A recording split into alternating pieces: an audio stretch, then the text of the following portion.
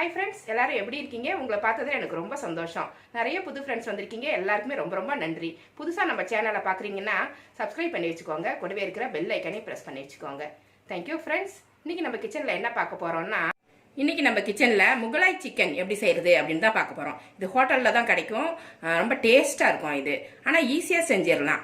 இதுக்கு வந்து நான் 1 கிலோ சிக்கன் வாங்கி நல்லா வாஷ் பண்ணிவிட்டு எடுத்து வச்சுருக்கேன். நான் ஒரு 4-5 தடவை நல்லா வாஷ் பண்ணிவிட்டு இந்த மாதிரி எடுத்து ரெடி பண்ணி வச்சுக்கோங்க.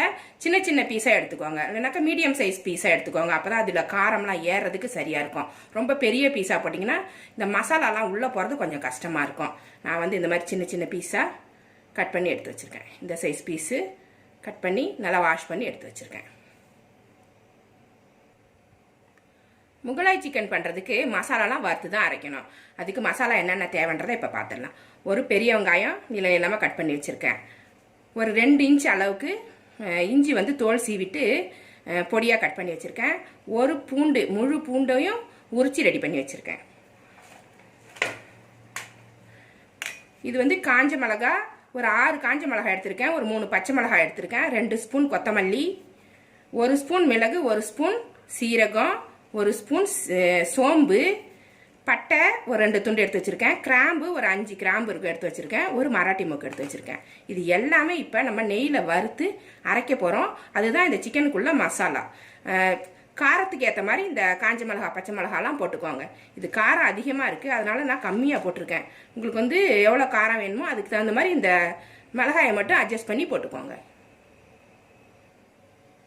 வானல் சூடு பண்ணியிருக்கேன்.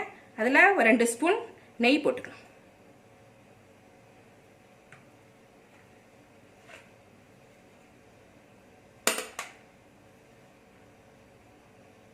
நெய் சூடாயிருச்சு. வெங்காயம், இஞ்சி, பூண்டு இது 3த்தையுமே இதில் போட்டு வதக்கிடுவோம்.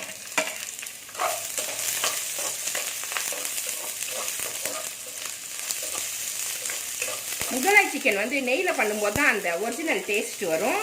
அதனால தான் நான் நெய் ஊற்றுறேன். எண்ணெய் வேணா கூட விருப்பப்பட்டா ஊற்றிக்கோங்க. நெய் போட்டிங்கன்னா கொஞ்சம் ரிச் டேஸ்ட்டாக வரும். ரிச்சாக இருக்கும். டிஷ் வந்து ரிச்சாக இருக்கும். ஹோட்டல் டேஸ்ட்டில் நல்லா ரிச்சு, அந்த ஸ்மெல்லு, டேஸ்ட்டு எல்லாமே ரிச்சாக இருக்கும்.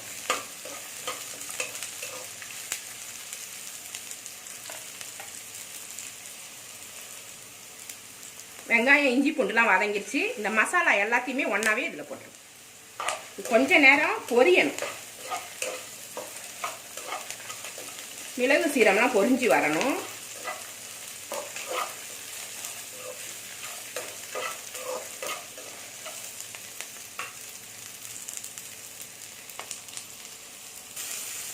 மசாலாலாம் நல்லா வதங்கிடுச்சு. இது அப்படியே ஒரு பிளேட்டில் கொட்டி கொஞ்ச நேரம் ஆற வச்சுட்டு மிக்சியில் நல்லா அரைச்சி எடுத்துட்டு வந்துடலாம். மசாலாலாம் அரைச்சிட்டு வந்தாச்சு. இப்போ அதே வானலில் ஒரு 4 ஸ்பூன் நெய் போட்டுக்கோங்க. உங்களுக்கு விருப்பம் இல்லை அப்படின்னா எண்ணெய் ஊற்றிக்கோங்க, ஒன்றும் பிரச்சனை இல்லை.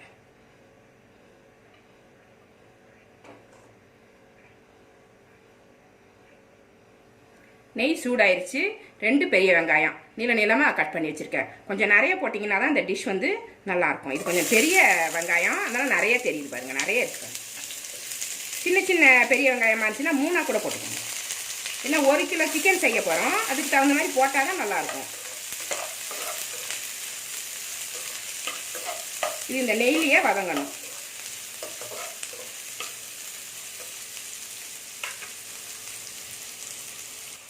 வெங்காயம் வதங்கிருச்சு. 3 தக்காளி நீள நீளமாக கட் பண்ணி எடுத்து வச்சுருக்கேன். இதுவும் வதங்கட்டும். இது ஒரு கிரேவி மாதிரி வரும். அதனால் நம்மளுக்கு தக்காளி கொஞ்சம் நிறையா தான் போடணும்.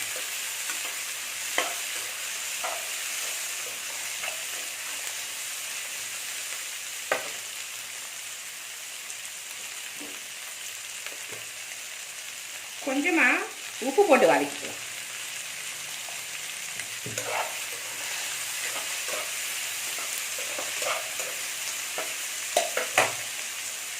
கருவேப்பிலை ஒரு கைப்பிடி அளவு போட்டுடலாம்.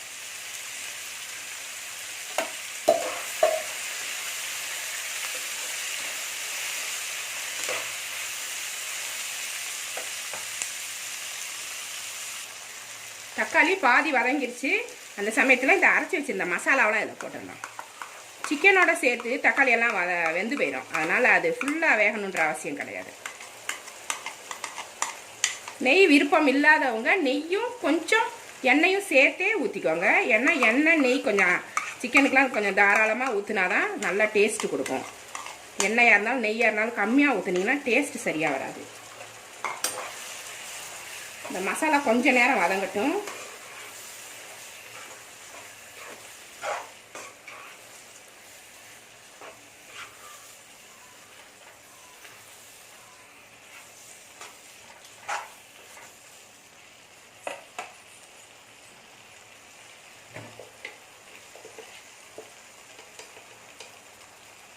ஒரு அரை ஸ்பூன் மஞ்சள் பொடி போட்டுக்கலாம். இது கூட வதங்குறப்பே போட்டு விட்டுருங்க. வதங்கி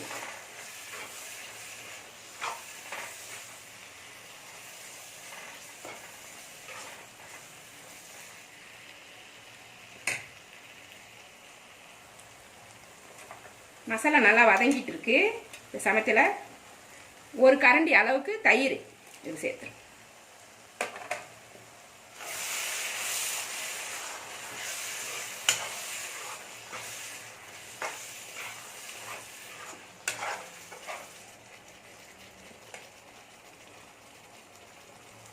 இந்த மசாலாவிலேயே கழுவி வச்சிருந்து சிக்கனை ஃபுல்லாகவே போட்டு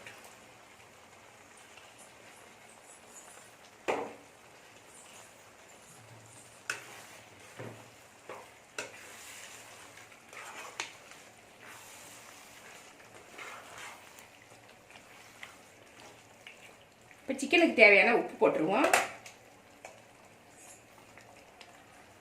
நான் ஒரு 2 ஸ்பூன் போடுறேன். இது கொஞ்சம் இளம் கோழியாக இருக்கிறதால நான் சிக்கன் அப்படியே போட்டுட்டேன். கொஞ்சம் பெரிய கோழியாக வாங்கினீங்க அப்படின்னா வேகத்துக்கு லேட் ஆகும். அந்த சமயத்தில் என்ன பண்ணணும், சிக்கனை வந்து வேக வச்சு ரெடியாக வச்சுக்கிட்டிங்கனாக்கா உங்களுக்கு வந்து கறி பண்ணுறதுக்கு ஈஸியாக வெந்து போயிடும். முன்னாடியே சிக்கனை வேக வச்சு வச்சுட்டிங்கன்னா உங்களுக்கு ஈஸியாக இருக்கும். இது வந்து இளம் கோழியாக இருக்குது, இதிலே வெந்து போயிடும். இது டேஸ்ட்டாகவும் இருக்கும். இளம் கோழி வாங்கினீங்கன்னா டேஸ்ட்டாகவும் இருக்கும். முத்தி போயிருக்காது கோழி. நல்ல இளம் கோழியாக இருக்கிறதால நல்லா ருசி அதிகமாக இருக்கும். சிக்கன் வேகிறதுக்கான தண்ணியை ஊற்றிடும். நம்மளுக்கு எவ்வளோ கிரேவி தேவையோ ஊற்றிடலாம். ஏன்னா இது சாதத்துக்கு ஊற்றி சாப்பிட்ற கிரேவி, வறுவல் கிடையாது இல்லைங்களா. நம்மளுக்கு வந்து குழம்பு மாதிரி இருந்தால் தானே சரியாக இருக்கும்.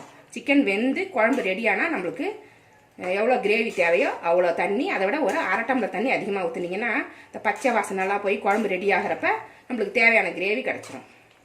இது கரெக்டாக இருக்கும்.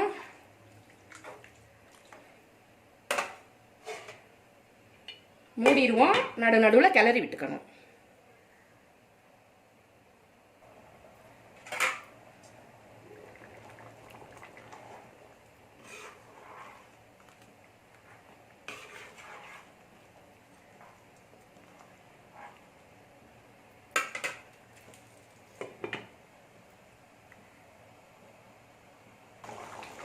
சிக்கன் நல்லா வெந்துருச்சு.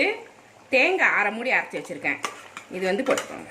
அப்போ தான் கிரேவி வந்து திக்காக இருக்கும், போட்டு சாப்பிட்றதுக்கு நல்லாயிருக்கும்.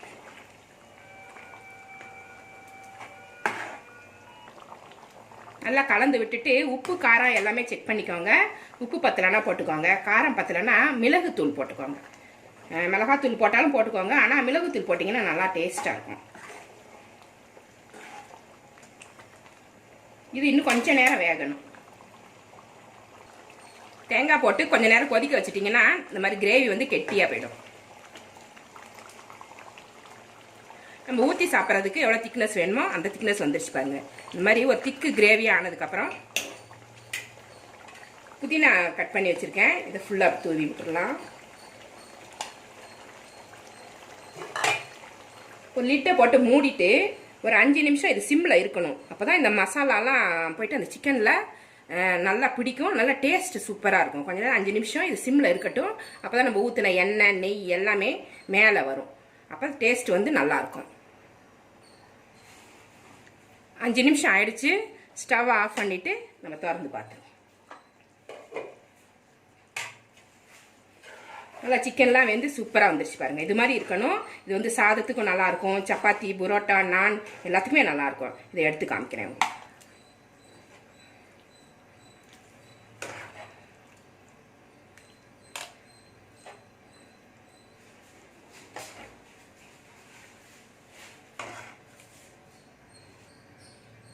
ரெடி ஆனதுக்கப்புறம் இது மாதிரி இருக்கும். முகலாய் சிக்கன் சூப்பராக இருக்கும். இது மாதிரி செஞ்சு பாருங்க, ரொம்ப டேஸ்ட்டாக இருக்கும். இது சாதத்துக்கும் சாப்பிட்டுக்கலாம், இட்லி, தோசை, சப்பாத்தி, புரோட்டா, நான், இந்த மாதிரி எல்லா ஐட்டம்ஸ்க்கும் இது மேட்சாக இருக்கும்.